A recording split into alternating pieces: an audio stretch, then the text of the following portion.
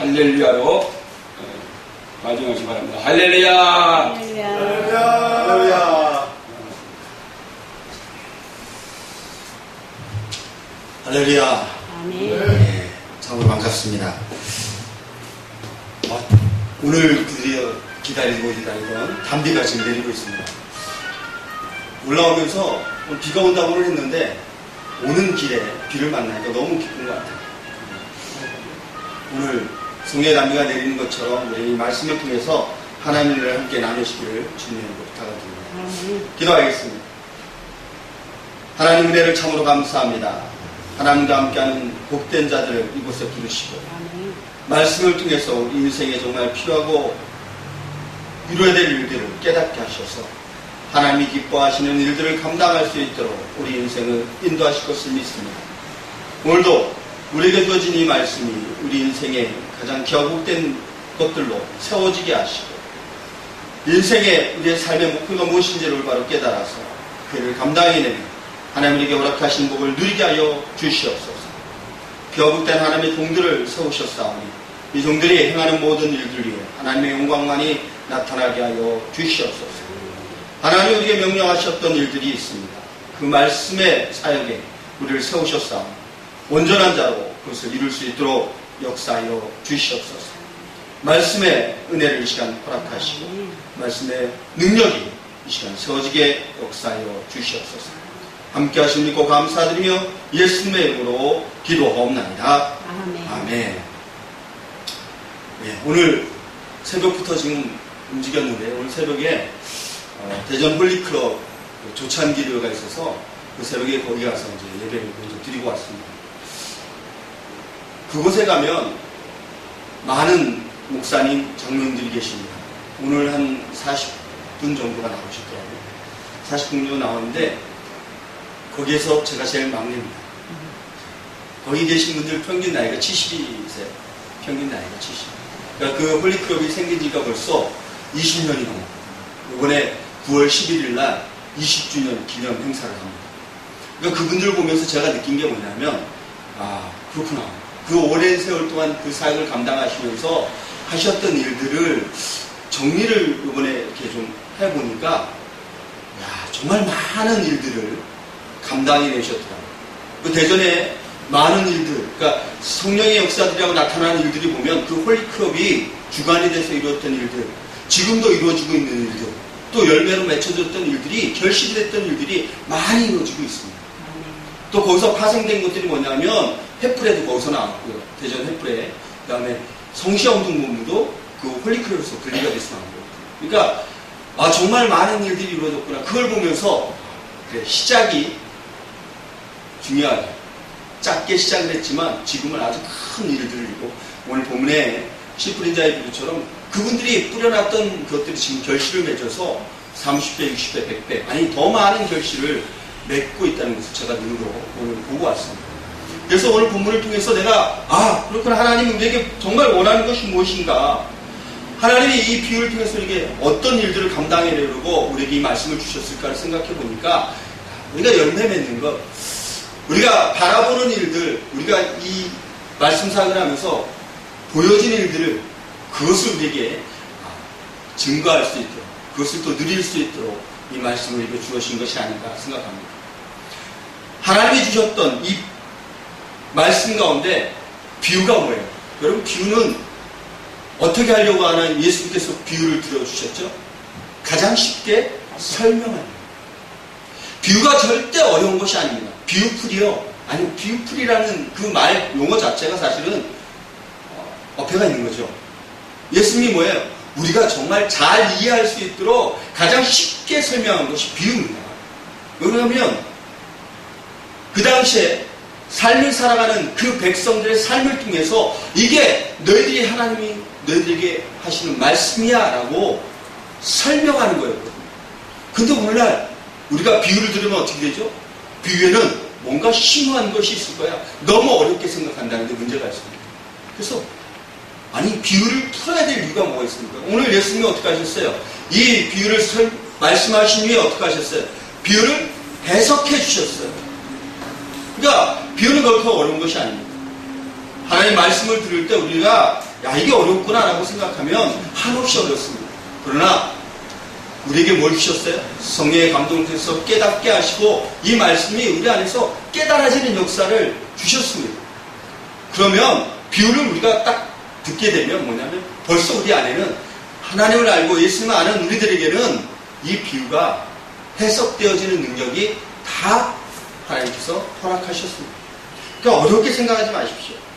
오늘 성경에 보면 비유를 예수님 많이 하셨습니다. 우리가 다른 사람을 사랑하고 용서받는 그 은혜의 감동을 설명하시려고 뭘 하셨죠? 달란트 비유, 탕감의 비유를 말씀하셨어요. 누가 더 많은 탕감을 받았느냐? 그러면 그 탕감받은 자, 얼만큼을 탕감받은 자가 더 은혜가 크겠느냐? 그래서 돌아온 탕자를 통해서 우리에게 뭘 말씀하시려고 하시죠? 돌아온 탕자, 그건 둘째 아들이 돌아와서 기쁜 그것이 아니라 그 과정까지 지켜보시는 누구의 하나님의 사랑을 우리에게 알려주시고 우리 입장이 아니라 하나님 입장에서 얼마나 우리를 사랑하시는지를 표현하기 위해서 탕자의 비유를 우리에게 설명하셨습니다. 탕자의 비유를 우리가 듣게 되면 어떤 마음이 들어요? 내가 그렇게 타락했다 돌아가겠다 그런 마음 드시나요? 아니죠. 내가 그렇게 타락했던 내가 이제 하나님 앞에 돌아왔는데 얼마나 마음이 기쁠까? 하나님 나를 얼마나 사랑하시는지 그게 느껴지지 않습니까? 그게 바로 비유의 힘이에요. 그것을 통해서 하나님이 하나님의 사랑을 우리에게 표현하고 계시는 것이고 우리는 그 비유를 통해서 깨닫게 되는 겁니다. 그러니까 예수님이 오늘 가르치신 이 비유는 결코 어려운 것이 아니고 아주 쉽게 말씀하십니다. 그 당시에 예수님 시대에 백성들의 삶을 통해서 말씀을 설명하시는 예수님의 방법은 독특한 거였어요. 이 비유는 정말 독특한 거예요. 왜 그런가 하면 그 당시에 이스라엘 백성들을 가르치던 사람들이 누구였죠? 랍비, 바리새인들이었습니다. 이들이 하나님의 말씀을 가르칠 때 어떻게 가르쳤어요? 어렵게 가르치지 않았나요? 그러니까 예수님의 이 비유의 아주 쉬운 설명의 방법은 그 당시에 이스라엘 백성들에게는 뭐예요? 충격이었습니다. 너무 쉽게 하나님의 말씀이 내게 다가오니까 예수님의 이 하나님의 말씀을 푸는 이 방법이 이들에게는 새로운 거였어요. 오늘날 우리가 새로운 것을 찾고 하는데 그게 아니죠. 예수님의 방법이 바로 우리에게 정말 획기적인 방법이에요. 이게 비유예요. 보세요. 너무나 어렵게 하나님의 말씀을 알고 있던 이스라엘 백성들에게 지금 예수님의 방법은 쉽게 깨달아지는 거예요. 그러니까 예수님의 비유의 모든 소재들은 어디에서 출발했죠? 바로 백성들, 이스라엘 백성들의 어디? 삶으로부터 시작했어요. 이스라엘 백성들의 삶으로부터 시작된 이 비유가 그들에게는 뭐예요? 직접 다가오는 거예요. 마음에 다가오는 거예요. 왜? 내가 살아가고 있는 삶이 바로 거기에 있었습니다. 그러니까 예수님의 말씀이 오늘 그렇게 쉽게 그들에게 들려졌던 이유는 예수님의 말씀이 바로 내 삶에 적용되어졌기 때문에 쉽게 들려졌다는 거죠. 그래서 예수님이 오늘 왜 해변가에 앉으셔서 이제 백성들을 딱 하려고 하는데 오늘 이런 것 같아요. 예수님이 그 비유를 뭘로 할까라고 딱 앉아서 보니 갈릴리 바닷가에서 바라보는 먼 곳에 아마 농부가 거기서 씨를 뿌리고 있지 않았을까요? 예수님이 그것을 본 것 같아요.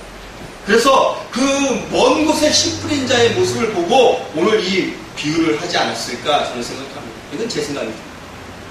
그런데 오늘 이 씨 뿌린 자의 비유를 우리가 많은 분들이 설명을 하고 이것을 설교를 하면서 여러 가지 비유의 방법들이 있습니다. 그러니까 씨 뿌린 자의 비유라고도 말씀하시고 어떤 자는 밭의 종류에 관한 그런 말씀을 가지고도 이 말씀을 풀이합니다. 어떤 것을 주제로 가지고 하냐에 따라서 이 방법이 달라지긴 하지만 오늘 저희는 우리가 하나님의 말씀을 받고 좋은 땅에서 결실을 맺는 그런 일들을 어떻게 할 것인가의 중점을 가지고 오늘 말씀을 함께 살펴보고 은혜 나누고자 합니다. 여러분 하나님의 말씀이 오늘 본문에 보면 씨앗입니다. 씨앗. 하나님의 말씀이 떨어지면 거기는 반드시 뭐가 나죠? 싹이 나옵니다. 하나님의 말씀은 뭐예요? 능력입니다. 우리가 흔히 말하는 하나님의 말씀은 능력이라고 말합니다. 그래서 그 씨앗이 땅에 떨어져서 그것이 맺어질 때는요, 어떤 열매를 맺습니다. 근데 여러분, 똑같은 물을 먹습니다. 똑같은 물을 먹는데 독사가 먹으면 그 물이 뭘로 변하죠? 독이 됩니다. 아주 강력한 독이 되죠. 그런데 그 물을 누가 먹어요? 젖소가 먹으면 거기서 뭐가 나옵니다. 우리에게 필요한 아주 유익한 우유가 나오게 됩니다. 오늘 말씀에 네 종류 밭을 우리에게 말씀하고 있습니다. 그러면 오늘 우리가 이 말씀을 듣고 뭘 해야 되냐면 내가 어디에 속해 있는가, 내가 지금 어느 상태인가에 대해서 한번 나를 돌아보라는 거예요. 점검하는 거예요. 내가 도대체 어떤 밭일까? 응? 여러분, 말씀은 여러분들에게 제한이 없습니다.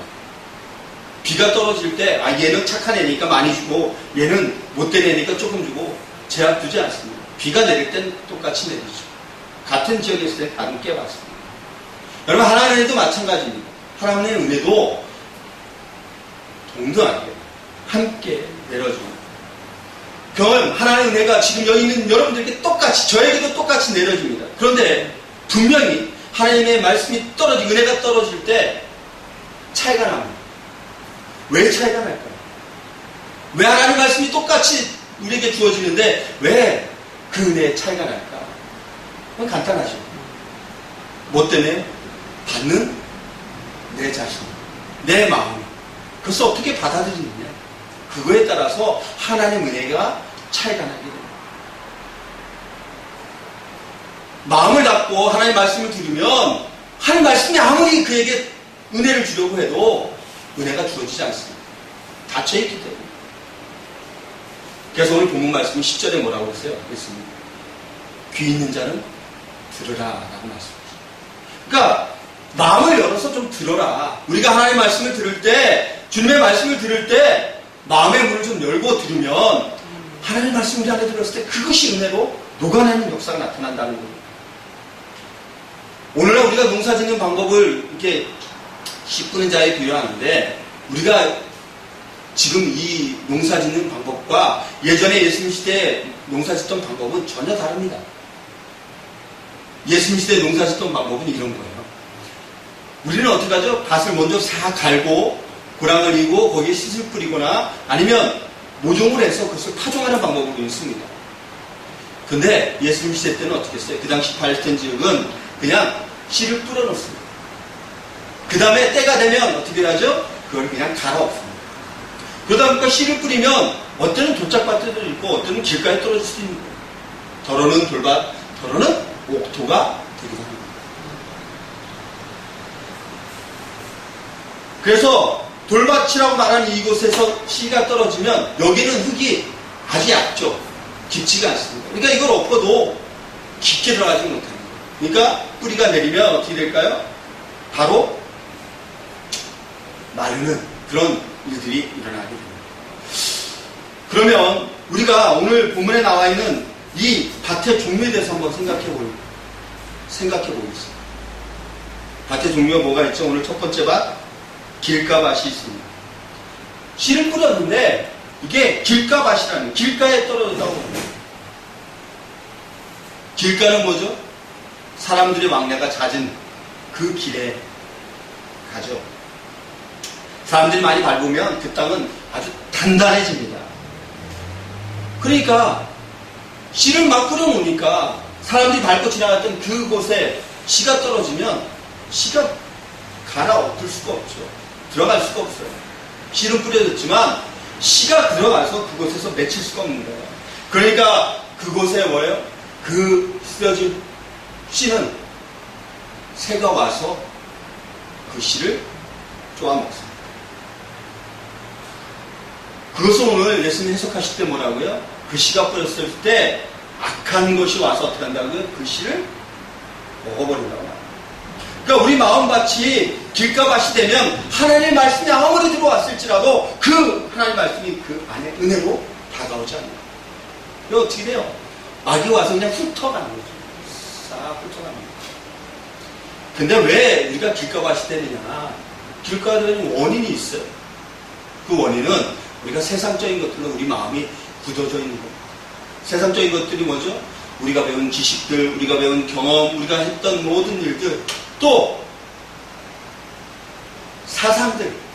우리가 예수님을 믿는다고 하면서도 사실 이 예수님에 관한 부분들의 여러 가지 세상적인 것들이 우리의 마음을 굳게 할 때가 있습니다.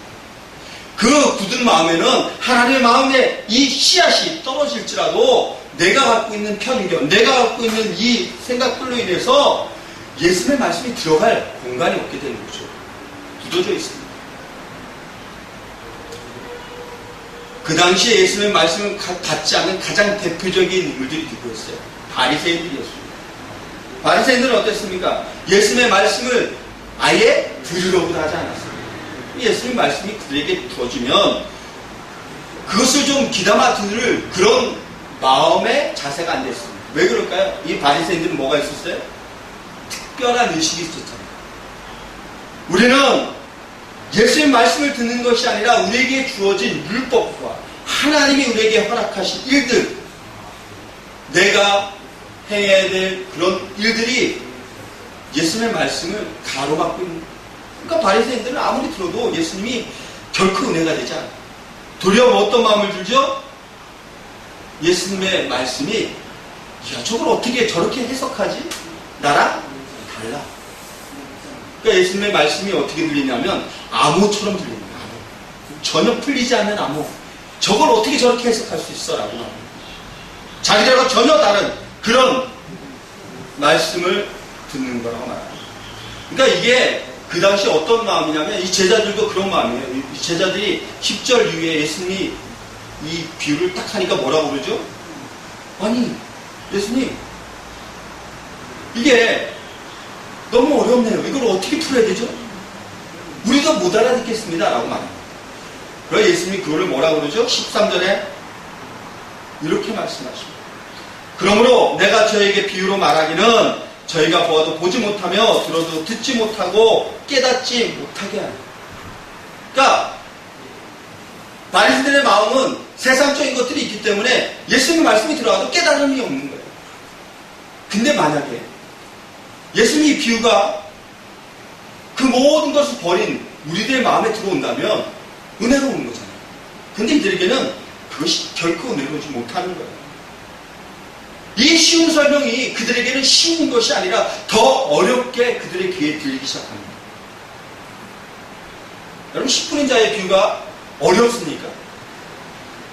어려워요.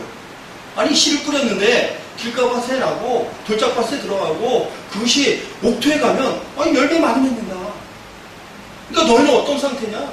너희들의 밭이 어떤 상태냐? 보고 그것을 통해서 아 내가 그렇게 많은 열매를 맺는 그런 옥토밭이 되겠다. 쉽지 않습니까? 근데 왜 이게 어렵게 들려요? 어? 결코 어렵지 않은데 왜 이들에게 그렇게 어렵게 들렸을까? 그 이유가 14절, 15절에 있습니다. 왜? 하나님의 말씀을 이루려. 이사야의 예언이 저에게 이루었을 때 너희가 듣기는 들어도 깨닫지 못할 것이요 보기는 보아도 알지 못하리라. 이 백성이 마음이 완악하여져서 그 귀는 듣게 둔하고 눈은 감았으니 이는 눈으로 보고 귀로 듣고 마음으로 깨달아 돌이켜 내게 고침을 받을까 두려움이라. 그러니까 하나님 벌써 알고 계셨던 거예요. 세상적인 마음을 품고 있는 그런 경험, 내 자신이 꽉 차 있는 사람들에게 이 말씀이 들려지지가 않는 거예요. 그러니까 제가 첫 번째 뭐라 그랬어요? 하나님의 말씀이 들렸을 때 뭐가 문제라고요? 하나님의 말씀이 들린 문제가 아니라 내가 듣는 이 마음이 문제다. 그러니까 이들의 마음이 벌써 닫혀 있으니까 아무리 은혜의 담비가 쏟아부어도 거기에 은혜가 주어질 수가 없는 거예요. 안 주어지는 거예요. 그러니 오늘 예수님의 말씀은 정말 쉬운 말씀이에요. 알아듣기 쉬운 말씀에도 불구하고 그들의 귀가 닫혀 있습니다. 마음의 문이 닫혀 있으니까 이게 쉬운 말로 들리지가 않는 거예요. 그들이 가장 큰 문제점은 이 하나님의 진리의 말씀을 들을 수 없는 것에 있었어요. 들리지 않는 것이 아니라 그들이 들을 수가 없는 거예요. 그러니까 정말 우리에게 필요한 것은 마음의 문을 열고 하나님의 말씀을 받는 그런 자세가 우리에게 필요합니다. 솔직히 하나님 앞에 우리가 기도하면 그 기도가 뭐예요? 하나님과 대화합니다. 대화를 나누는 거잖아요. 그러면 대화는 뭐죠? 대화는 말하는 게 아니라 대화는 듣는 겁니다. 여러분 하나님의 말씀을 들을 수 있는 하나님의 종들이 되시고 하나님의 자녀이 되시기를 주님으로 축복합니다. 그래서 이 하나님을 향한 우리의 열린 마음을 통해서 하나님의 말씀을 듣고 그것이 우리의 은혜로 되어야 비로소 하나님의 이 예수님의 비유가 쉽게 열려지는 역사들이 나타나는 겁니다. 그러니까 사람을 볼 때 그 사람이 다른 사람을 어떻게 보느냐 하고 잘 살펴보면 다른 사람들을 보는 태도를 바라보면 그 사람이 하나님 말씀대로 살고 있는지 아니면 하나님 말씀을 잘 받아들이지 못하는지 나타납니다. 왜 그럴까요? 마음의 문이 닫힌 사람은요, 다른 사람을 바라볼 때, 저 사람은 안 돼. 저 사람은 아무리 내가 복음을 전해도 못 받아들일 거야. 라는 이 닫힌 마음이 있습니다. 열린 마음을 가진 사람은요, 하나님 말씀은 뭐예요? 전하면 저 사람은 들을 거야. 라는 거죠. 내가 판단하고 안 된다고 말하는 것이 아니라, 하나님의 말씀을 능력이 있어서, 하나님의 말씀이 역사되어진다라고 생각하고 하는 거죠. 그것이 열린 마음. 다른 사람과 사귀기 위해서 어떤 마음이 되냐면 그 사람을 사귈 수 있도록 그 사람의 그 모든 것들을 알아가려고 하는 것이 있어요. 그러면 알려면 어떻게 되죠? 관계를 맺어야 되는데 관계는 그 사람을 받아들이는 그 사람의 말을 듣고 어떤 상태인지를 알아야 됩니다. 그래야 그 상태를 알 수 있어요. 그렇지 않으면 내가 결코 알 수도 없습니다. 그래서 말씀의 역사는 이겁니다. 우리의 마음을 어떻게 만들어주시는 거예요? 어린아이와 같이 만들어주시고. 그래서 하나님 말씀이 어린아이같이 우리 안에 들어오는 거예요. 그러니까 다 들리는 거죠. 아이들이 말씀을 받아들이는 그런 상태. 그게 바로 우리의 이성이 아닌 하나님의 생각으로 바뀌는 역사들이 나타나는 게 있습니다. 내 이성이 살아있으면 하나님 말씀 역사할 수 없어요. 그래서 내 이성은 뭐예요? 내가 가진 경험으로 모든 것을 판단하게 만들고 내가 가진 이 지식들로 분별하게 만들고 하나님의 지시합니다. 우리에게 가장 좋은 건 이거죠. 하나님의 말씀이 그대로 이루어질 줄 믿습니다. 아멘. 예, 그게 우리에게는 가장 성숙한 하나님의 말씀을 받는 자세인 줄 믿습니다. 두 번째 오늘 설명하신 것이 돌밭입니다. 돌밭. 돌밭은 처음에는 뭐예요? 똑같습니다. 땅. 자라납니다. 그런데 자라나면 자라날수록 뭐가 없어요? 거긴 흙이 없습니다. 흙이 얇죠. 그러니까 싹이 나서 자라나려고 하는데 얇은 이 바탕, 흙 때문에 뭐 어떤 일이 벌어져요? 뜨거운 태양이 비치고 환경이 나빠지면 금방 시들게 되고 죽게 됩니다. 그래서 오늘 20절 말씀에 이 부분을 이렇게 예수님께서 우리에게 해석해 주십니다. 돌밭에 뿌렸다는 것은 말씀을 듣고 즉시 기쁨으로 갔되 그 속에 뿌리가 없어 잠시 견디다가 말씀을 인하여 환난이나 핍박이 일어나는 때는 곧 넘어지는 자다. 이게 돌밭을 갖고 있는 자. 처음에는 하나님의 말씀이 들어와서 너무 뜨겁습니다. 그래서 무엇인지 다 이길 것 같아요. 정말 너무 열심히 열정적으로 하나님의 일을 감당해냅니다. 근데 이게 한계가 있는 것 같아요. 그래서 어느 정도 시간이 지나고 일정 시간이 지나면 어떤 일이 벌어져요? 이제 나 힘들어. 더 못하겠어. 시간이 지나면서 이 사람은 어떻게 해요? 시들시들해져. 마음이 시들해져. 하나님이라는 게 기쁨이 없어집니다. 그래서 어떻게 해요? 나 이제 못하겠어 하고 포기하고 다시 어디로 가요? 내가 원래 있던 그 자리로 돌아가고.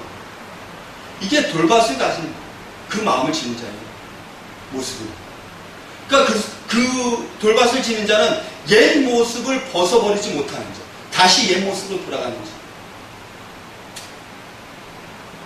우리가 이번에 그 텃밭을 하는데 텃밭에 이번에 비가 그래도 처음에 모주할 때 비가 많이 와서 참 좋았습니다. 근데 비가 안 오니까 어떤 현상이 일어나죠? 다 작물이 타버립니다.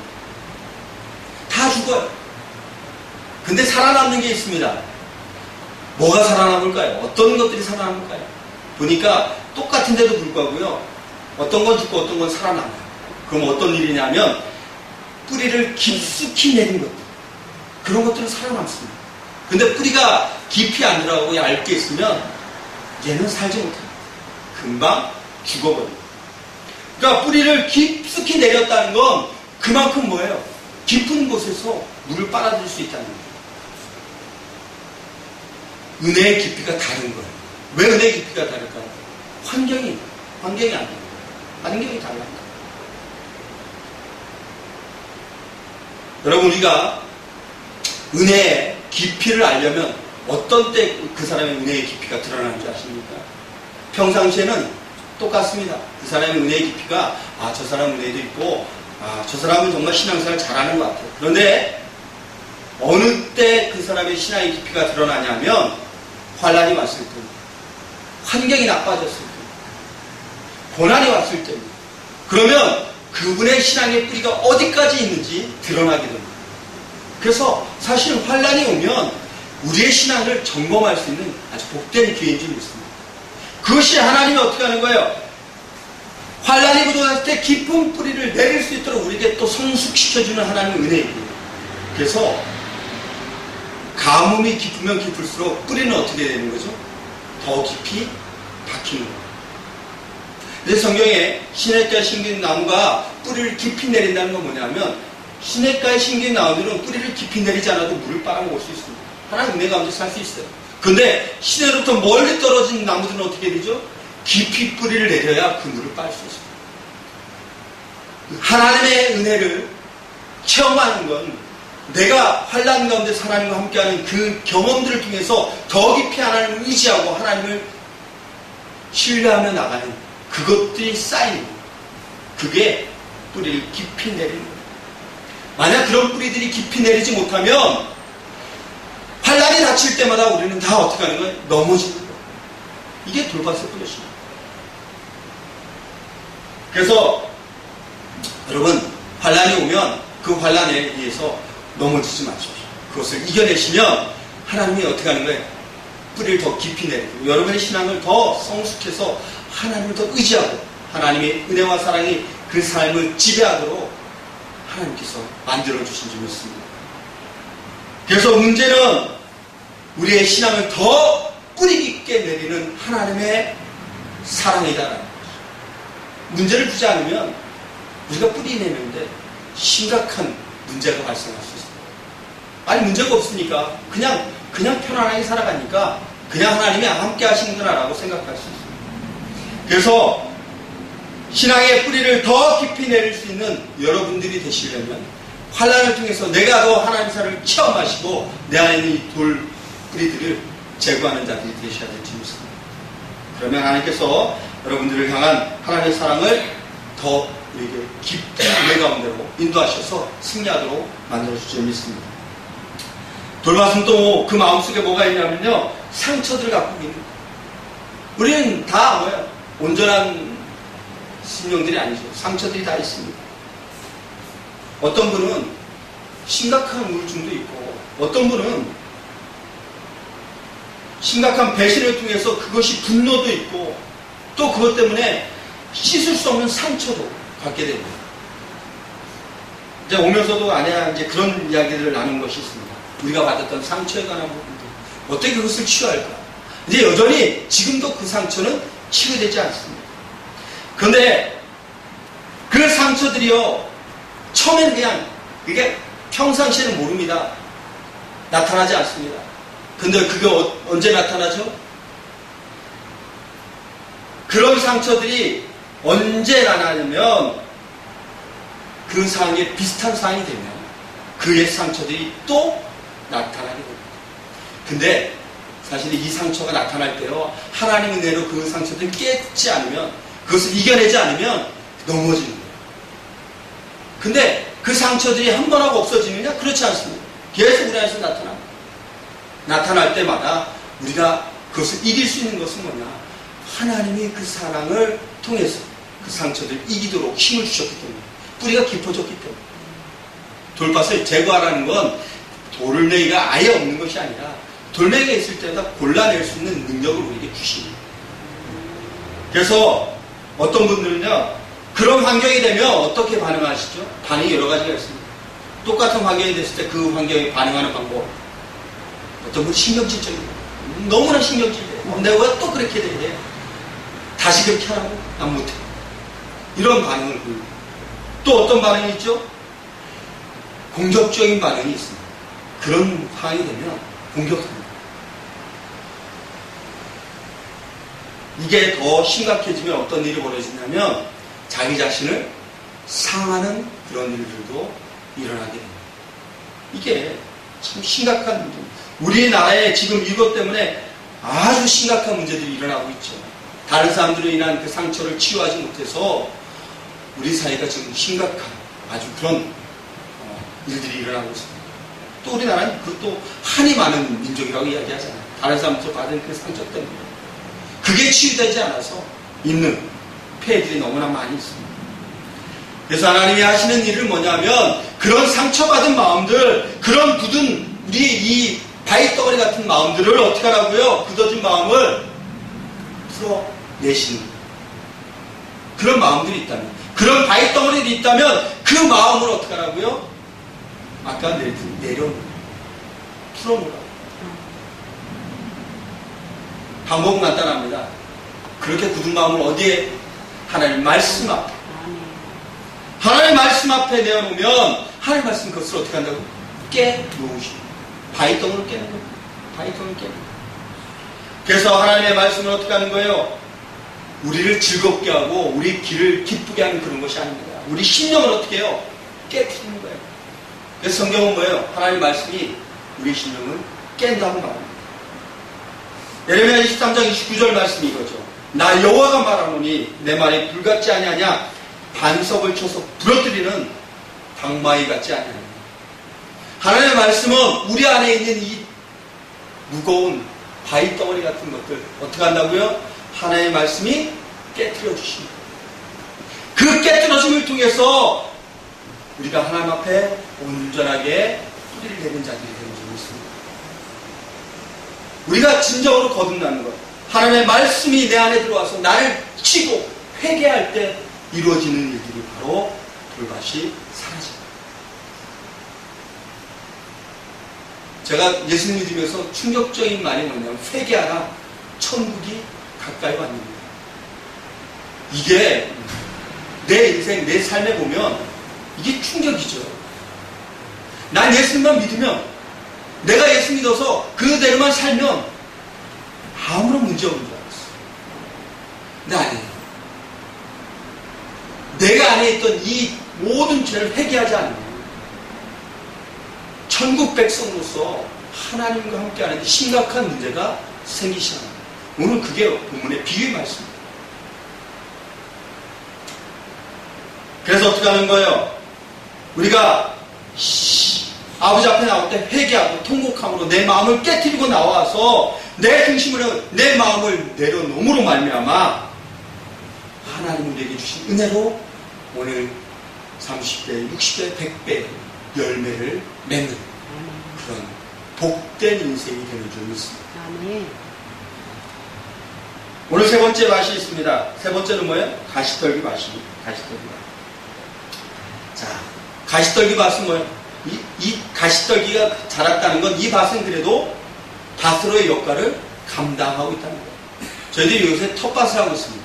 텃밭을 한 6명, 7명이죠, 7명. 예, 7명이 그 300평 되는 텃밭을 나눠서 하고 있습니다. 제가 이제 30평을 분양을 받아서 하고 있습니다. 근데 처음 시작은 할 때는 거의 조건이 같습니다. 밭 다 갈아서 거기에 고랑 만들고 심어 놓습니다. 근데 지금은 어떨까요? 지금은 그 텃밭에 가면 풀이 잔뜩 있는 곳이 있어요. 그러니까 오늘 말로 하면 가시떨기가 자랍니다. 그 밭도 사실은 좋은 밭이거든요. 거기에 똑같이 우리랑 같이 똑같은 거 심었습니다. 고추, 가지, 오이, 토마토, 많이 심었죠. 똑같이 심었습니다. 그런데 잡초가 자란 그 밭에 이 채소들은 어떻게 될까요? 생명력이 떨어집니다. 열매를 맺지 못합니다. 맺어도 아주 적은 양을 맺을 수밖에 없습니다. 왜 그럴까요? 왜 그런 일이 일어날까요? 정말 공급돼야 될 이 가지나 오이나 고추에 공급돼야 될 영양분이 다 어디로 가죠? 잡초로 다 가는 거예요.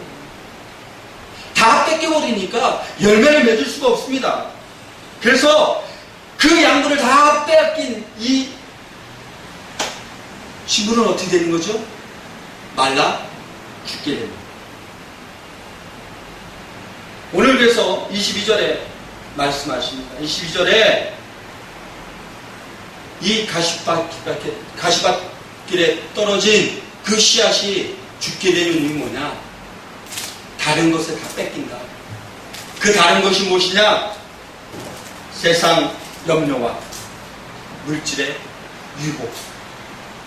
그것이 가로막고 있으니까 그 가시떨기들이 내 모든 것을 다 뺏어가니까 열매를 맺지 못한다. 말씀하시죠. 결실이 없다. 세상 즐거움도 있다고 그러죠. 그러니까 거기는 누가 보면 비유가 좀 하나 더 추가되죠. 세상 쾌락.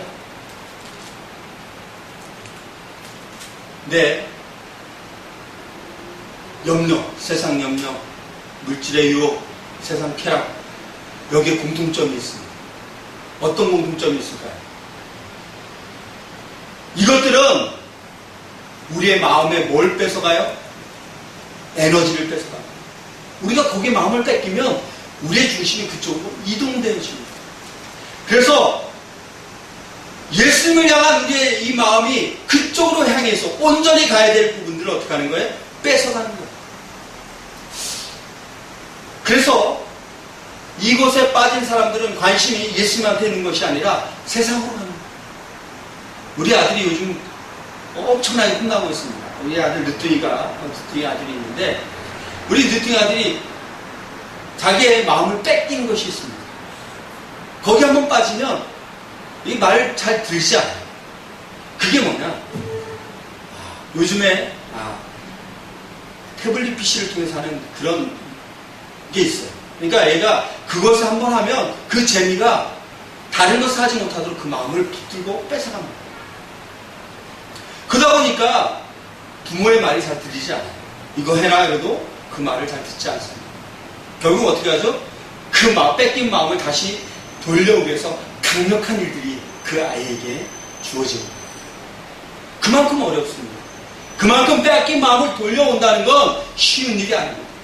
하나님 앞에 가야 될, 예수님 앞으로 우리가 온전히 그 마음을 두고 가야 될 우리의 마음을 빼앗는 세상 염려와 이 재물의 유혹과 세상 쾌락은 그것을 돌리는데 너무나 어려운 거예요. 그래서 그 다른 곳에 가 있는 마음을 우리가 돌이켜야 됩니다. 그 마음을 다시금 돌이켜서 예수님 앞으로 나와야 30배, 60배, 100배 결실을 맺는 줄 믿습니다. 염려라는 것을 우리가 살펴보면 이런 거예요. 염려는 뭐냐면 메린나오라는 헬라어입니다. 이 뜻은 마음이 나누어진다라는 뜻입니다. 마음이 나누어집니다. 성경에서 물질과 하나님을 겸하여 섬길 수 있다고 하셨습니까? 아니면 없다고 하셨습니까? 나누어 섬길 수 없습니다. 그런데 우리는 어떻게 하죠? 세상 염려는 뭐 하는 거예요? 그것을 나누는 거예요. 하나님과 내 거를 나누는 것이에요. 그게 염려입니다. 하나님 거는 하나님 거고 내 건 내 거야. 그러니까 하나님 앞에 맡겼다고 하는데 막상 돌이켜보면 뭐예요? 내가 하고 있는 거예요. 나누는 거예요. 그게 염려입니다. 그 염려는 뭐예요? 앞으로 내가 어떻게 살아갈 거야? 오늘날 지금 실업 문제가 아주 강력하잖아요. 네? 경제적인 문제 어떻게 먹고 살 거야? 이런 걱정들. 우리가 세상 것들 때문에 하나님의 일을 하는데 방해받는 것들, 하나님과 나를 나누는 것들, 이게 다 하나님 앞에 우리가 온전히 서지 못하도록 막는 겁니다. 그래서 우리들이 해야 될 일은 뭐냐? 바로 하나님 앞으로 가야 될 우리들의 마음을 빼앗고 있는 그런 것들을 어떻게 차단하는 거예요. 그럼 어떻게 차단해요? 방법은 하나님의 말씀으로 들어가요. 하나님의 말씀을 묵상하고 하나님 앞에 서는 것, 그것이 오늘 우리가 해야 될 일입니다. 그래서 성경은 뭐예요? 하나님의 말씀을 주야로 묵상해요. 그래서 그 하나님의 말씀을 뭐예요? 내가 지켜 행하는 것. 그래야 결실을 맺는 옥토밭이 되는 줄이 있습니다. 보세요. 세상 물질의 유혹은요, 우리의 모든 에너지를 다 뺏어갑니다. 우리가 먹고 사는 문제에 뭐예요? 오늘날 이 시대에 살아가는 이 세상 백성들은 먹고 사는 문제에 모든 에너지를 다 쏟아놓습니다. 그래서 어떻게 하죠? 돈 벌어 뭐 하려고요? 다 먹고 쾌락하는데 다 그 돈을 써버립니다. 제가 예전에 중국에 춘제 때 중국을 간 적이 있습니다. 춘제 때 중국을 갔더니요, 보름을 있었는데 2주 동안 폭죽을 터뜨리는데요. 2주 동안 터뜨립니다. 폭죽을. 내가 춘제 딱 첫날 가서 마지막 보름 때 왔는데요. 보름 내내 빵빵빵 소리에 잠을 제대로 못했어요. 그 화약 냄새가 얼마나 나는지요. 중국이 그 춘제 기간에 터뜨리는 폭약이요, 어마어마한 소비를 합니다. 그 사람들이 그 화약을 사기 위해서 1년 돈을 벌어서 쓴다고 봐도 될 정도의 소비를 합니다. 어마어마합니다. 길거리 가면 폭약 그만큼 쌓여있어요. 근데 그 폭약 하나가 이만합니다. 우리 폭탄만 해요. 그 폭탄만을 터뜨리는데 그게 하나에 우리나라 또 10만 원 정도 합니다. 근데 그걸 사서 터뜨려요. 그거 하나를 사기 위해서 이 사람들 돈을 모으는 거예요. 근데 그걸 왜 터뜨리냐고 물어봤더니 귀신을 쫓는답니다. 아니, 귀신 쫓으면 못해요. 더 나쁜 귀신은 못해요. 내는 귀신 쫓아내는 거 좋은 귀신 오라고 그런다는데 전혀 그건 아닌 것 같아요. 어쨌든 간에 그런 세상적인 물질 유혹이 내 모든 에너지를 뺏어가기 때문에 하나님 앞으로 가는 것을 막습니다. 그래서 야, 너 하나님도 섬기지만 넌 물질이 있어야 하나님 섬길 거 아니야 라고 우리의 모든 것을 뺏어갑니다. 성경은 분명히 말하죠. 겸하여 섬길 수 없습니다. 그 쪽으로 가는 세상 물질의 그 에너지 쏟는 것을 어디로? 하나님 앞으로 쏟습니다. 하나님이 어떻게 한다고요? 그 위에 모든 것을 더하여 주십니다. 그 원리를 우리가 알아야 됩니다. 그래서 보니까 성경에 이런 기도를 하는 신분이 있어요. 이게 누구냐? 아굴의 기도입니다. 잠언에 아굴의 기도에 보면 이렇게 기도하죠. 내가 하나님 앞에 두 가지를 주께 구하오니, 첫 번째는 나의 죽기 전에 주셔야 하는데 이게 뭐냐면 허탄과 거짓말을 내게서 멀리하게 하시고, 나로 가난하게도 마시옵고 부하게도 마시옵고 오직 필요한 양식으로 내게 먹여주시옵소서. 왜? 혹 내가 배불러서 하나님을 모른다고 할까봐. 또 여호와가 누구야? 내가 이렇게 잘 먹고 잘 사는데 하나님 없어. 또 혹 가난하여서 내가 도둑질 할까봐, 그것을 통해서 내가 하나님을 욕되게 할까봐 두려워하는, 이게 기도예요. 이게 아굴의 기도입니다. 그만큼 물질은요, 우리가 신앙생활하는데 강력한 걸림돌입니다. 이게 만만한 상대가 아니에요. 이 물질이 접해볼수록 우리를 힘들게 하는 겁니다. 근데 문제는 우리가 신앙생활 하면서도 필요한 건 뭐죠? 물질입니다. 필요한 건 물질이에요.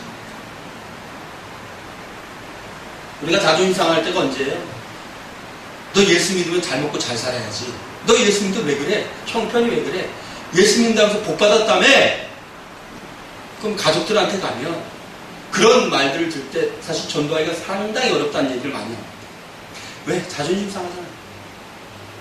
근데 물질의 근본은 뭐라고요? 아굴의 기도처럼 우리에게 필요한 양만큼의 물질의 공급을 통해서, 그것을 통해서 내가 범죄하지 않는 거예요. 그만큼만 있다면, 그 정도의 물질을 하나님 앞에 구한다 그러면 아버지가 그 물질 위에 하나님을 향한 우리의 필요한 모든 필요를 더하여 채워주신 줄이 있습니다. 그러니까 먼저 중심을 어디로 가라고요? 하나님 앞에 중심을 두시고 가시니, 하나님을 향하여 가시면 하나님이 모든 것은 더하여 주실 줄 믿습니다. 마지막으로 쾌락이라는 것이 어떻게 하죠? 여러분, 쾌락을 하면 우리가 거기에 중독됩니다.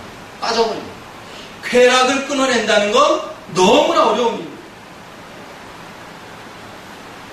이런 분이 계셨어요. 제가 아는 그 목사님이 바둑을 너무 열심히 심취하시다 보니까 바둑을 이렇게 밤늦게까지 이렇게 두시더라고요. 근데 그분의 고백이요. 바둑을 두고 딱 강단에 서서 이렇게 보면 지금도 여기 검은 돌과 흰 돌이 있습니다. 안 웃으시네요. 조금 늦으시네요. 여기도 보면 검은 돌과 흰 돌이 있습니다. 예, 그래서 아다리 겁니다. 이렇게. 예. 그러니까 그분이 그런 고백을 하죠. 너무 내가 그것에 빠지니까 하나님의 일을 감당하는 나조차, 목사인 나조차, 그것이 잊혀지지 않는 거죠. 기억이 계속 납니다. 그만큼 쾌락은 우리의 모든 것들을 붙들어가는 그 힘이 강력합니다. 세상적인 것을 잘 아시는 분들, 잡기에 능하신 분들은요, 하나님 성경을 하면 너무 어려워요. 그 오락들이 자꾸 생각나잖아요. 하고 싶고. 그걸 끊어내는 게 어떻게 보면 진짜 참 신앙생활 하는 거예요. 그걸 끊어내는 거예요. 그게 벌써 신앙생활의 시작입니다. 이런 예화가 있습니다. 어떤 청년이 돈을 벌고 부자가 되고 싶어요. 그래서 돈 많은 부자를 찾아갔어요. 그래서 이 부자가 어떻게 돈을 벌었는지 궁금한 거예요. 그래서 물어봤습니다. 아니, 당신 어떻게 그렇게 돈을 많이 벌었습니까? 나에게 그것 좀 가르쳐달라고. 가르쳐주면 내가 그대로 하겠다. 그러니까 청년을 데리고 절벽을 갔습니다. 그래서 절벽에 가서 절벽에 있는 나무 옆으로 쓰라고. 절벽에 이렇게 나무가 있는데, 그래, 너 벗었지? 그러면 이 절벽에 있는 나무에 어떻게 하라고요? 매달려봐. 이 청년이 시키는 대로 한다 했으니까 매달렸습니다. 부자가 이렇게 하는 거예요. 야, 이번에는 한 손을 좀 내려놔봐라. 한 손을 띄워. 어떤 마음이 들까요? 절벽에 나무에 매달려 있는데 한 손을 또 내려 그러니 내가 괜히 왔나 보다. 저 부자 말 괜히 내가 듣기로 했나 보다. 원망하는 거예요. 그래도 어떻게 해요? 그래서 시킨 대로 갔어. 그랬더니 이번에 부자가 뭐라 하는지 아십니까? 야, 네가 잡고 있는 한 손도 놔라. 놨을까요? 못 놨을까요? 못 놓죠. 놓으면 어떻게 돼요? 죽으니까. 놓으면 죽으니까 한 손을 꼭 붙들고 있는 거예요. 이거 놓으면 죽으니까. 그때 부자가 이렇게 합니다. 그래, 돈은 그렇게 보는 거야. 절박한 심정으로 네가 붙들고 안 놓으면 돈 버는 거야 라고 이야기합니다. 그럼 너도 부자 될 수 있어.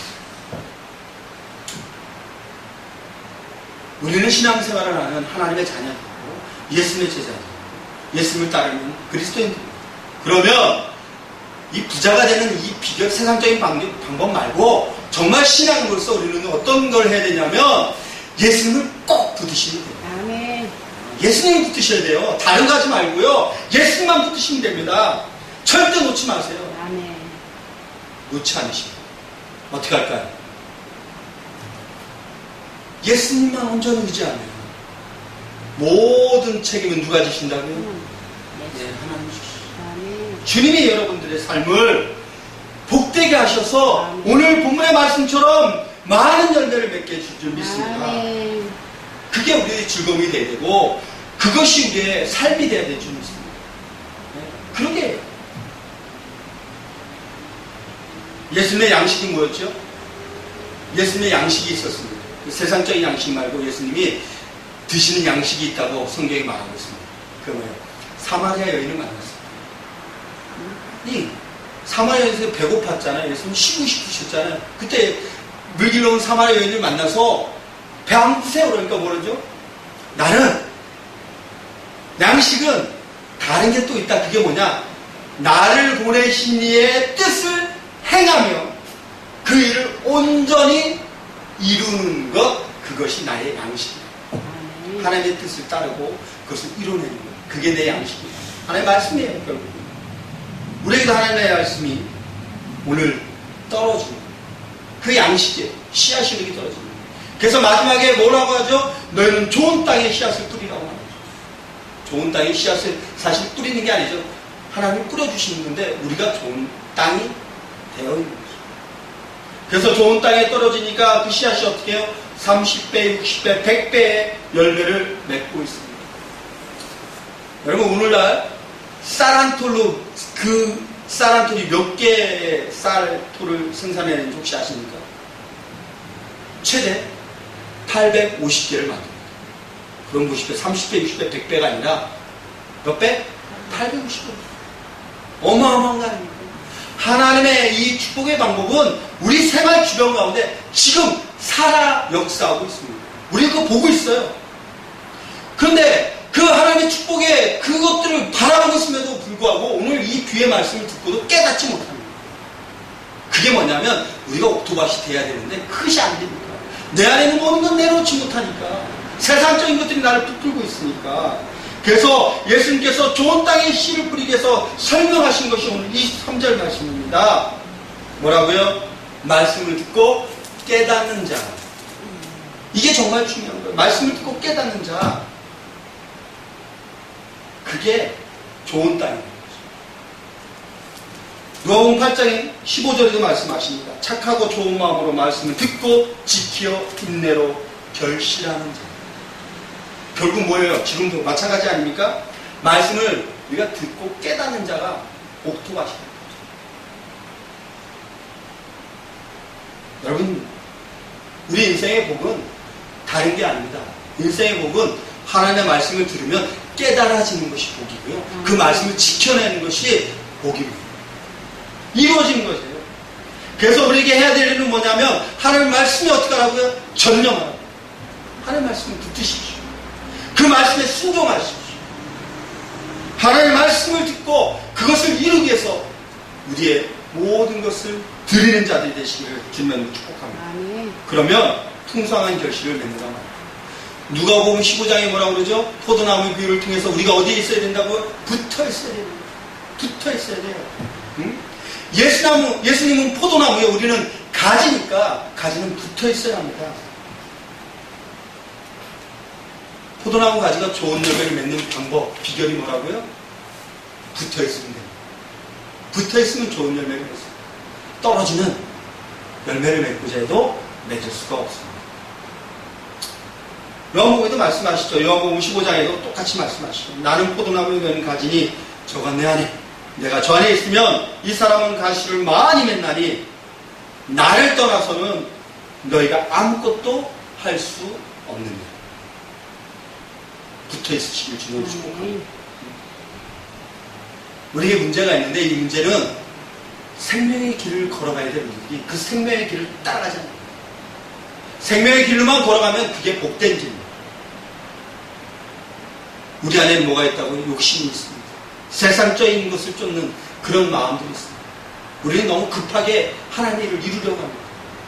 급하게 많은 결실을 맺으려고 합니다. 근데 급하지 마십시오. 천천히 하는 방법은 뭐예요? 하나님의 말씀을 읽고 그것을 묵상하는 것. 또 예배에 전념하는 것이. 가장 중요한 건 하나님의 말씀에 순종하시는 것. 하나님의 말씀에 순종하면 그 결과 바로 오늘 이 본문의 말씀입니다. 좋은 땅에 뿌려진 씨앗이 맺는 30배, 60배, 100배의 열매를 맺게 되는 줄 믿습니다. 아멘.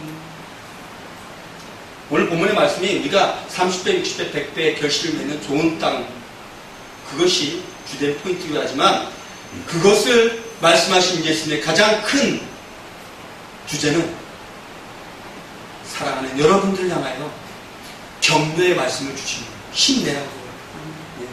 우리가 이룰 수 있는 것이 아닙니다. 예수님께서 하셔야 하는 겁니다. 농부가 씨앗을 뿌려요. 씨앗을 뿌렸는데 그게 떨어지는 것이 다 다르잖아요. 떨어지는 것이. 예수님은 뭐예요? 길가에 떨어지는 것도 보셨고요. 가시밭, 돌밭에 떨어지는 것도 보시고 옥토에 떨어지는 것도 보셨습니다. 그러니까 예수님은 아시죠? 우리의 상태를 누구보다 잘 아십니까? 내가 길가에 밭이다 그러면 예수님 보실 때 얼마나 마음 아프겠어요? 마음 아프죠. 내 상태는 주님이 잘 아십니다. 그런데 뭐냐 하면 그 결실을 맺지 못하는 그 상을 보시고 마음 아프시니까 오늘 이 메시지를 통해서 그것을 깨닫고 깨트려내라는 거예요. 격려하시는 거예요. 그래서 제대로 너희들이 좀 열매를 맺을 수 있도록 해라. 그래서 너희들이 상태가 그럴지라도, 너희들이 길가 마시고 너희들이 둘짝 마시고 너희들이 가시밭 있지라도 실망하지 마라. 너희들은 뭐가 될 수 있다? 옥토다. 그래서 30배, 60배, 100배를 맺는, 결실을 맺는 날이 너희들의 인생 가운데 반드시 있다. 우리 열매 맺을 수 있습니다. 여러분, 인생의 수고가 왜 있습니까? 노력이 왜 있습니까? 왜 수고하고 노력합니까? 이 땅에서 잘 먹고 잘 살려고. 우리가 수고하고 노력하는 가장 중요한 이유는 하나님의 일을 이뤄나는 거예요. 먼저 그에다 일을 구하라고 말씀하셨던 것처럼 그 일을 이뤄나가는 겁니다.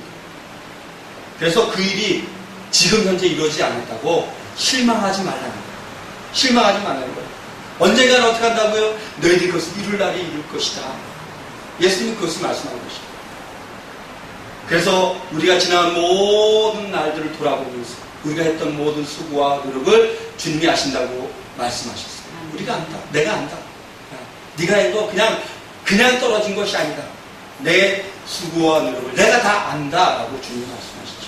그래서 어떻게 해요? 그것을 통해서 너희들의 인생의 마지막에 아름답게 보이도록 내가 만들어줍니다. 그럼에도 불구하고 열매가 보이지 않는, 그럼에도 불구하고 이 수고의 노력의 결과가 보이지 않는다고 실망하는 우리들에게 오늘 예수님 실망하지 마. 결과에 연연하지 마. 우리가 뿌린 열매, 하나님이 뿌린 씨앗의 그 열매는 결코 헛되이 사라지지 않아. 하나님이 그 모든 일들을 우리에게 이루어 주시고 있습니다. 그래서 우리들이 해야 될 일은 뭐냐면 하나님 앞에 기도하면 안 돼요.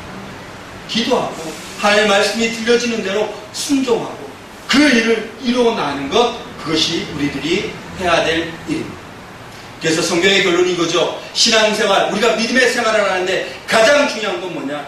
믿음의 생활은 인내하는 것이다. 참아내는 것이다. 그래서 누가복음에서 말합니다. 성공자. 누가 성공한 자냐? 인내로 결실을 맺는 자가 성공한 자. 참아내시기 바랍니다. 결론이죠. 제가 여러분들 이제 말씀드리는 거죠. 여러분, 눈물을 흘리며 씨를 뿌린 자는 어떻게 한다고? 반드시 단을 기쁨으로 거두게 만드신다는 것입니다. 예수님의 사역이 바로 그런 겁니다. 예수님의 사역, 수많은 무리들이 예수를 따라서 요구한 게 뭐예요? 떡이었습니다. 세상적인 가치를 요구했습니다. 많은 사람들이 예수님이 펼쳤던 기적을 바라보고 그 기적을 나에게도 달라고 쫓아왔습니다. 예수님을 어떻게 그냥 따라다녔죠. 예수님을 받아들이는 것이 아닙니다. 근데 여러분들은 어떻습니까? 예수님을 따라다녔던 이 무리들은 예수님을 십자가에 못 박았습니다. 근데 여러분들은 지금 뭐예요? 그 예수님을 받아들이는 분들. 그래서 그 받아들이면 뭐 하는 거예요? 예수님 뜻을 이룬 자들이 된 줄을 믿습니다. 배척하는 것이 아니라 이제 어떻게 한다고요? 예수님을 내 인생의 주인, 예수님이 내 인생의 모든 것으로 옥토에 씨를 뿌려준 그 삶이 여러분들 안에 이루어진 줄 믿습니다. 반드시 여러분들 안에 여러분의 삶에 30배, 60배, 100배의 결실을 맺는 것을 하나님께서 반드시 보여주실 줄 믿습니다. 그날을 위해서 인내하시면서 결실을 맺는 복된 자들이 다 되시기를 예수님의 이름으로 축복합니다. 기도하겠습니다. 살아계시고 역사하시는 하나님 아버지 은혜를 참으로 감사합니다. 오늘도 하나님의 말씀을 통해서 우리에게 하나님의 은혜를 허락하여 주셨습니다. 우리가 인내하여서 30배, 60배, 100배의 결실을 맺는 그날을 바라볼 수 있도록 주님 은혜를 더하여 주시고 역사하여 주시옵소서. 사랑하는 하나님의 종들을 끝까지 붙드셔서 그 열매를 맺는 것 함께 기쁨으로 누릴 수 있도록 은혜를 더하여 주시옵소서. 함께 하신 믿고 감사드리며 우리 주 예수님의 이름으로 기도하옵나이다. 아멘. 절벽에 있는 나무 옆으로 쓰라고.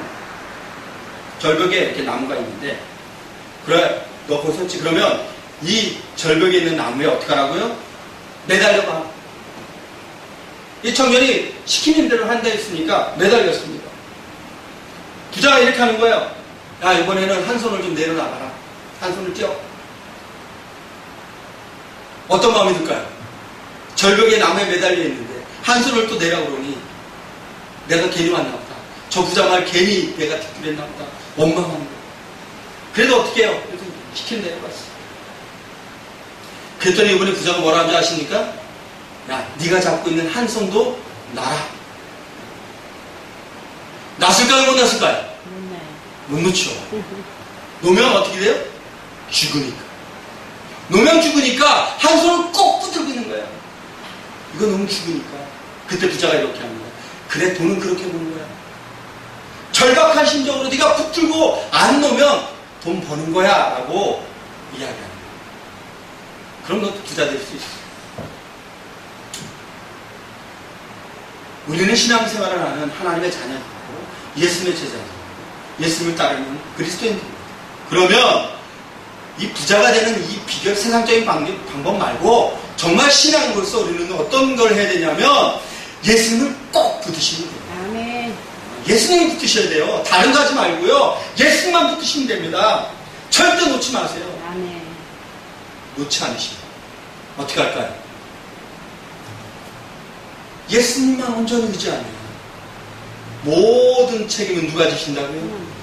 네, 하나님 주시죠. 아멘. 주님이 여러분들의 삶을 복되게 하셔서 아멘. 오늘 본문의 말씀처럼 많은 열매를 맺게 해줄 줄 믿습니다. 아멘. 그게 우리의 즐거움이 돼야 되고 그것이 우리의 삶이 돼야 될 줄 믿습니다. 네, 그러게 예수님의 양식이 뭐였죠? 예수님의 양식이 있었습니다. 세상적인 양식 말고 예수님이 드시는 양식이 있다고 성경이 말하고 있습니다. 그게 뭐예요? 사마리아 여인을 만났습니다. 이 사마리아 여인에서 배고팠잖아요. 예수님 쉬고 싶으셨잖아요. 그때 물길로 온 사마리아 여인을 만나서 배 안 고프세요? 그러니까 뭐라죠? 나는 양식은 다른 게 또 있다. 그게 뭐냐? 나를 보내신 이의 뜻을 행하며 그 일을 온전히 이루는 것, 그것이 나의 양식이다. 아멘. 하나님의 뜻을 따르고 그것을 이뤄내는 것, 그게 내 양식이에요. 하나님의 말씀이에요. 결국 우리에게도 하나님의 말씀이 오늘 떨어지는 그 양식이에요. 씨앗이 이렇게 떨어지는 거예요. 그래서 마지막에 뭐라고 하죠? 너희는 좋은 땅에 씨앗을 뿌리라고 하죠. 좋은 땅에 씨앗을 사실 뿌리는 게 아니죠. 하나님이 뿌려주시는 건데 우리가 좋은 땅이 되어 있는 거죠. 그래서 좋은 땅에 떨어지니까 그 씨앗이 어떻게 해요? 30배, 60배, 100배의 열매를 맺고 있습니다. 여러분 오늘날 쌀한톨로 그 쌀한톨이 몇 개의 쌀톨을 생산해내는지 혹시 아십니까? 최대 850개를 만듭니다.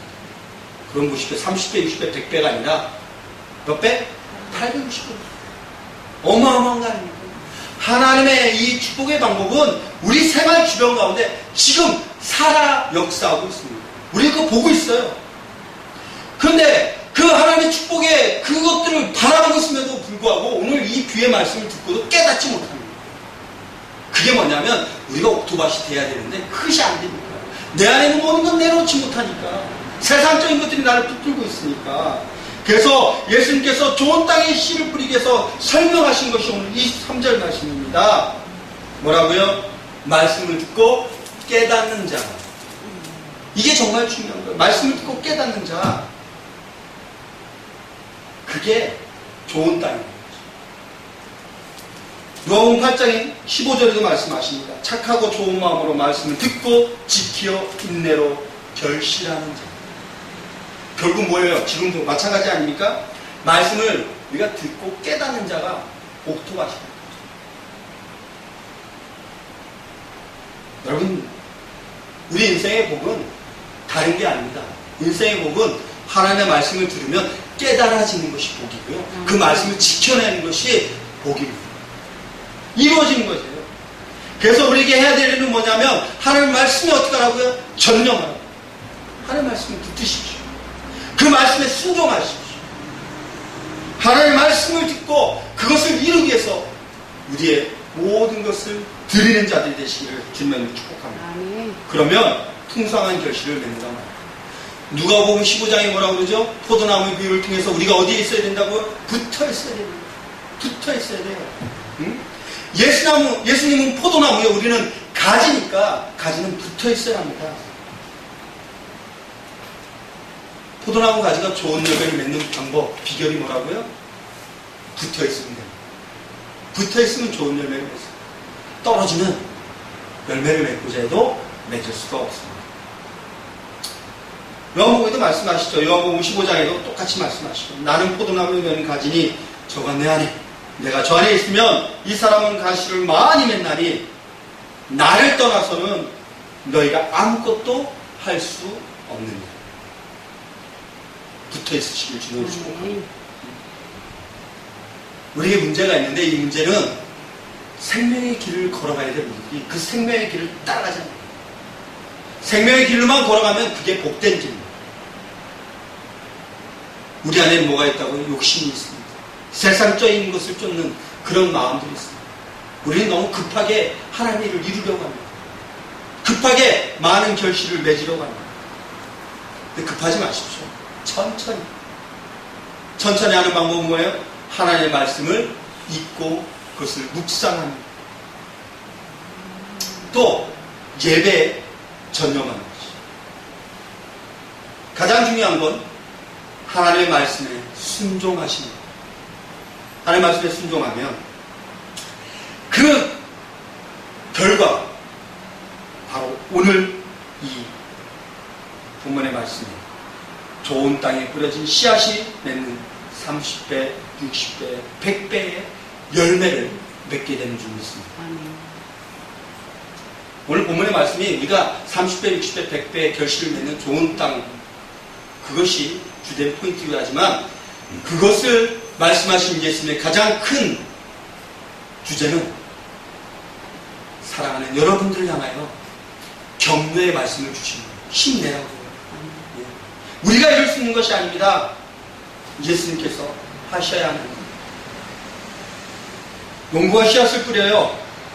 씨앗을 뿌렸는데 그게 떨어지는 것이 다 다르잖아요. 떨어지는 것이. 예수님은 뭐예요? 길가에 떨어지는 것도 보셨고요. 가시밭, 돌밭에 떨어지는 것도 보시고 옥토에 떨어지는 것도 보셨습니다. 그러니까 예수님은 아시죠. 우리의 상태를 누구보다 잘 아시니까. 내가 길가에 밭이다 그러면 예수님 보실 때 얼마나 마음 아프겠어요. 마음 아프죠. 내 상태는 주님이 잘 아십니다. 그런데 뭐냐 하면 그 결실을 맺지 못하는 그 상을 보시고 마음 아프시니까 오늘 이 메시지를 통해서 그것을 깨닫고 깨트려내라는 거예요. 격려하시는 거예요. 그래서 제대로 너희들이 좀 열매를 맺을 수 있도록 해라. 그래서 너희들이 상태가 그럴지라도 너희들이 길가밭이고 너희들이 돌짝밭이고 너희들이 가시밭 있지라도 실망하지 마라. 너희들은 뭐가 될 수 있다? 옥토다. 그래서 30배, 60배, 100배를 맺는 결실을 맺는 날이 너희들의 인생 가운데 반드시 있다. 우리 열매 맺을 수 있습니다.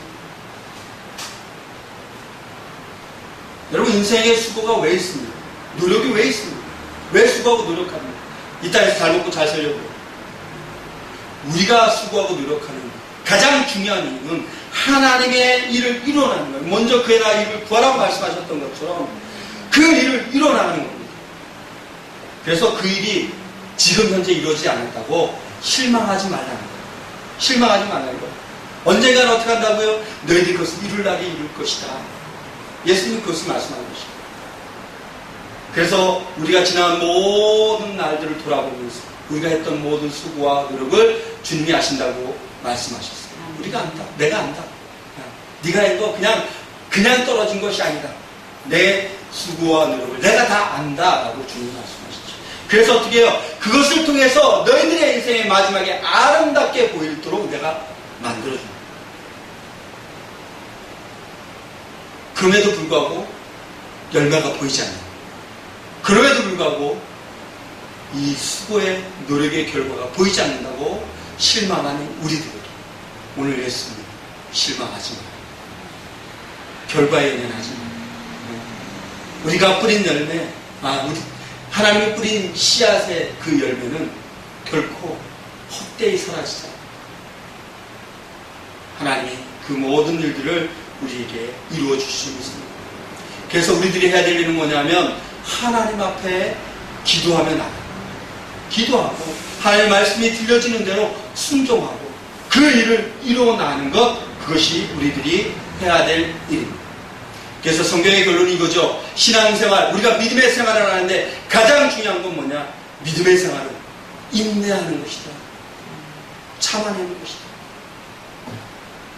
그래서 누가복음에서 말합니다. 성공자. 누가 성공한 자냐? 인내로 결실을 맺는 자가 성공한 자.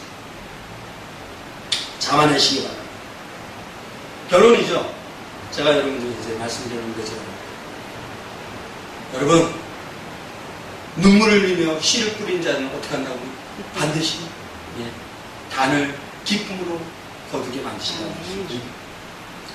예수님의 사역이 바로 그런 겁니다. 예수님의 사역, 수많은 우리들이 예수님을 따르면서 요구한 게 뭐예요? 떡이었습니다. 세상적인 가치를 요구했습니다. 많은 사람들이 예수님이 펼쳤던 기적을 바라보고 그 기적을 나에게도 달라고 쫓아왔습니다. 예수님을 어떻게 해요? 그냥 따라다녔죠. 예수님을 받아들이는 것이 아닙니다. 근데 여러분들은 어떻습니까? 예수님을 따라다녔던 이 무리들은 예수님을 십자가에 못 박았습니다. 근데 여러분들은 지금 뭐예요? 그 예수님을 받아들이는 거예요. 그래서 그 받아들이면 뭐 하는 거예요? 예수님 뜻을 이루는 자들이 된 줄을 믿습니다. 배척하는 것이 아니라 이제 어떻게 한다고요? 예수님을 내 인생의 주인, 예수님이 내 인생의 모든 것으로 옥토에 씨를 뿌려진 그 삶이 여러분들 안에 이루어진 줄 믿습니다. 반드시 여러분들 안에 여러분의 삶에 30배, 60배, 100배의 결실을 맺는 것을 하나님께서 반드시 보여주실 줄 믿습니다. 그날을 위해서 인내하시면서 결실을 맺는 복된 자들이 다 되시기를 예수님의 이름으로 축복합니다. 기도하겠습니다. 살아계시고 역사하시는 하나님 아버지 은혜를 참으로 감사합니다. 오늘도 하나님의 말씀을 통해서 우리에게 하나님의 은혜를 허락하여 주셨습니다. 우리가 인내하여서 30배, 60배, 100배의 결실을 맺는 그날을 바라볼 수 있도록 주님 은혜를 더하여 주시고 역사하여 주시옵소서. 사랑하는 하나님의 종들을 끝까지 붙드셔서 그 열매를 맺는 것 함께 기쁨으로 누릴 수 있도록 은혜를 더하여 주시옵소서. 함께 하신 믿고 감사드리며 우리 주 예수님의 이름으로 기도하옵나이다. 아멘.